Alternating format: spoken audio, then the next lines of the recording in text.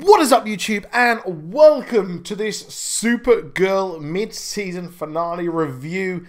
And also, we've got some Captain Marvel news for you as well. I wouldn't normally do a review and also like some Marvel stuff as well at the end, but it's too big to pass up. So, first of all, let's talk about Supergirl, and this was possibly the best mid-season finale so far. Now, you know what? If the Flash Savitar thing didn't happen, if that whole like Infantino Street episode kind of revealed that Iris West was going to die, then maybe that would have been bigger.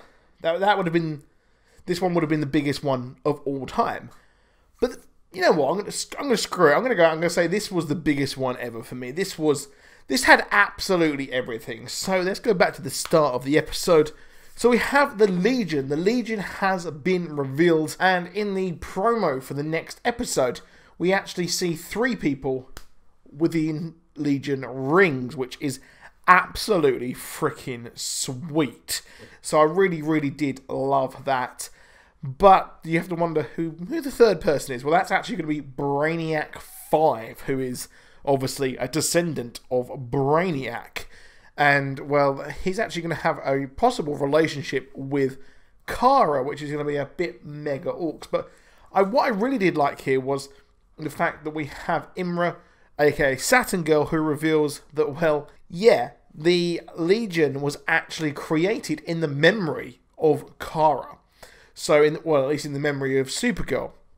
So what actually happens in the comics is Superboy actually goes to the future, and he finds Superboy. So it's a bit weird. So Superboy was Superman when he was a kid, and then they introduced a Superboy, like, say, Connor Kent, that kind of thing.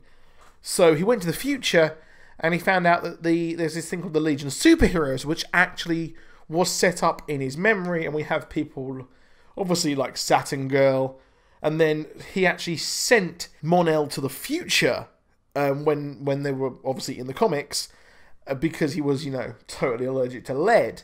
And then we had the whole Superboy and the Legion of Superheroes storyline, which is pretty damn awesome. If you want an updated version, you can go and check out the New 52 version, Superman and the Legion of Superheroes. So you can go and check that out. That's a really good read. And you've also got Supergirl and the Legion of Superheroes as well, which you can go and read. But this was actually set up in the comics in the memory of Superman. So this is changed a bit here, which I quite like. I do like how this has worked out, but it does make the whole thing, the fact that we had the Legion ring over in the Fortress of Solitude, a bit odd. So it's really weird the way they've actually done this. But overall, I thought it was a really good episode. I feel that the writing with the whole thing with Mon-El, Kara, the love triangle is really strange. I'm not sure how that is actually working out. I feel like it's a bit on the nose, Kara being like, oh yeah, you can come around to mine on Christmas Eve. Ex-boyfriend who, for me, only been gone for like 6 months, and his hot new girlfriend. Yeah, you can just come around, be coupley, have some eggnog, chill out, play some Monopoly. Like, that wouldn't happen at all. It's just really weird. And I have to feel that the writing's a bit off there for my liking. But I am liking the fact that the Legion story has come in and that the darkness is spreading, which I would presume is the darkness of Reign. So maybe that is the darkness that they are hinting towards. But in some of the stories, it actually turns out like Earthboy, who was kind of rejected from the Legion, he actually has like an anti-alien sort of agenda, a bit kind of like a Donald Trump. So what actually happens here is that, well, we have a huge war between the kind of the humans and the aliens, and that goes on. So I think that could be something which they might be heading towards perhaps in the future. But let's deal with in the now, which is Reign. And Reign, for me, I've not really liked the whole storyline of her being the villain. I've liked her and her kind of family life juggling. I felt it's been a bit too much like a sitcom, or not even a sitcom, like a kind of like a drama, like, you know, Pretty Little Liars or something really like, you know, kind of like tame storyline, not superheroes. But now we're actually getting that, and Reign has fully transformed into, well, Rain. And her daughter, again, her daughter looks really older in this episode. I don't know what they've done. That's a side point. But I actually kind of like Rain now. I kind of like the whole turning that they did. I can't help but think maybe they should have teased this a bit more. I can't help but think they should have had mysterious bodies drop maybe the last 2 or 3 episodes, and then it reveals that it's actually Rain who's doing this. We flash back to her in the Fortress of Sanctuary, I think it's called.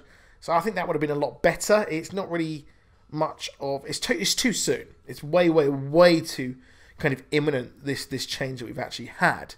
But we've got it, and it's awesome. I really did like it. And I did like the return of Morgan Edge. I love the actor who plays Morgan Edge. He was fantastic in Agents of S.H.I.E.L.D., which is back now and is sick as hell. And you can check that out. I've done a review on that, the latest 2 episodes of Season 5 of Agents of S.H.I.E.L.D. But I like Morgan Edge returning, but we've also got a Jimmy Olsen and a Lena Luthor ship, which... No. I do not ship that. That doesn't work. It's forced. It's the actors have like zero chemistry between each other, and it just feels like they're trying to just... We need a romance. Maggie and Alex are now gone. We need to have that romance. But speaking of Maggie, and Alex, she what's going on there with Rain's daughter? Suddenly Alex is taking a massive shining to Samantha, Rain's daughter. And considering at the end of the latest episode, we had Samantha turn around and kind of look at her daughter, and you're like, hold on a minute. I don't think this is going to end well for Rain. I can't see Rain kind of turning back. I think this is the conversion now, and that is it. But who's going to look after the daughter? Obviously, maybe Alex. Alex could, sort of take control, and she could have a child with her. And then Sarah Lance can come to this earth, and then they could be a happy family. That'd be perfect. But, yeah, I think that might be... They're teasing something there to me, in my opinion. I think that's what they're teasing. Now, the Rain battle was absolutely something else. This battle felt like they were like, you know what, dude, we got like, a couple of $1,000 in the budget for some CGI. We've got to spend it because, for some reason we have to spend it. And they're like, oh, actually, yeah, let's just spend all that on this fight. And it looked so good. It looked so sick. This fight was absolutely something else. I really did love it. And the battle, the fight, everything was amazing.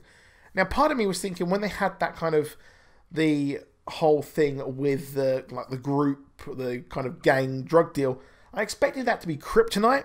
And for some reason, I expected Rain to be immune to kryptonite. They would breathe that out of her when she was created.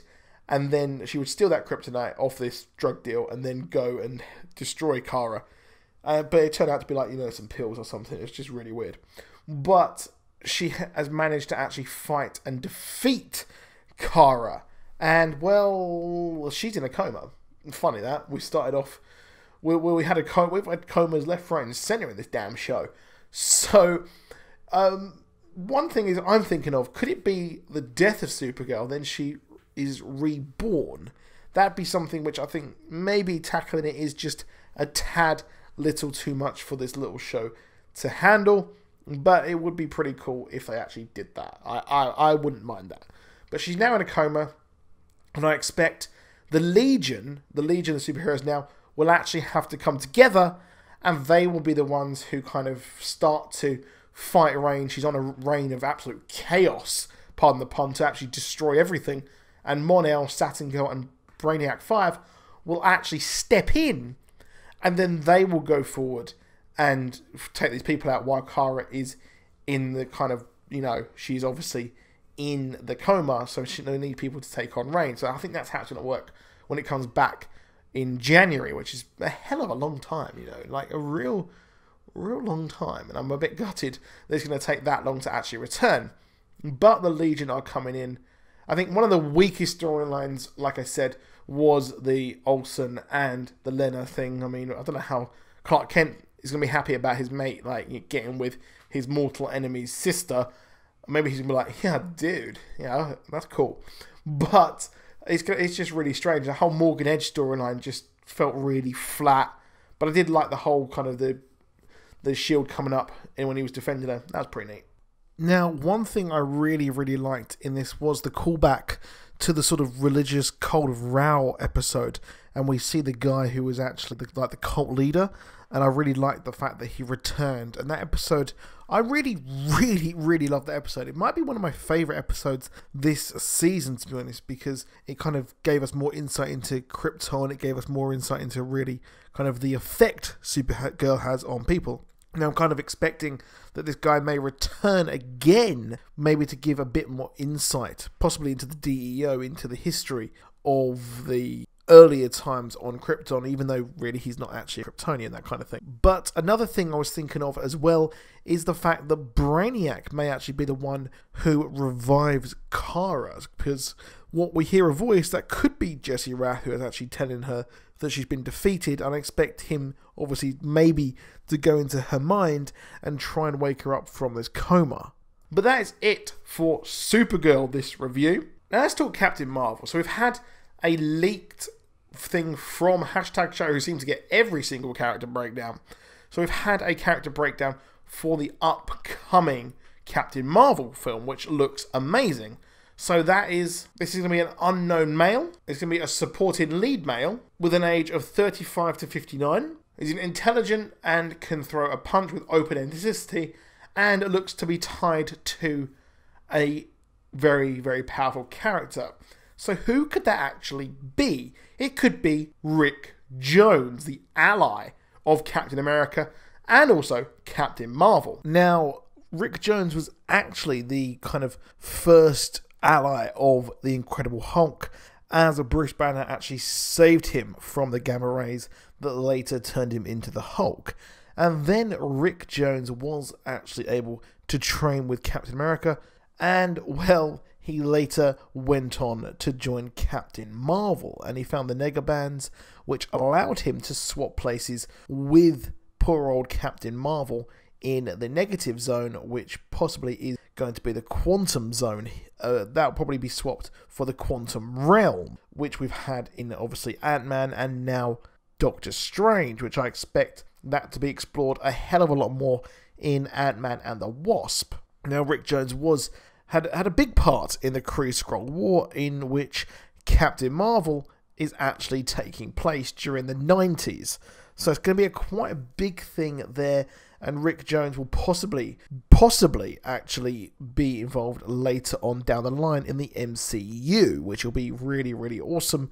And considering the age, this would be the perfect kind of timeline for him to actually be involved. Now, how will he be involved with Captain Marvel? That remains to be seen, of course, because, well, the movie isn't out yet. We haven't even had a full plot other than really the Kree-Skrull War. Nick Fury is involved with Captain Marvel, and it's set place in the 90s. So Rick Jones could possibly actually be just simply casting this. I expect he might be maybe a SHIELD agent or something like that, who has been assigned to actually help or kind of shadow Captain Marvel. Will it be Marvel or will it be Carol Danvers? That remains to be seen. However, I'm very excited at this real deep cut in the Marvel U. But that is it for this video. Please drop a like, please do subscribe, and I'll see you soon. Goodbye.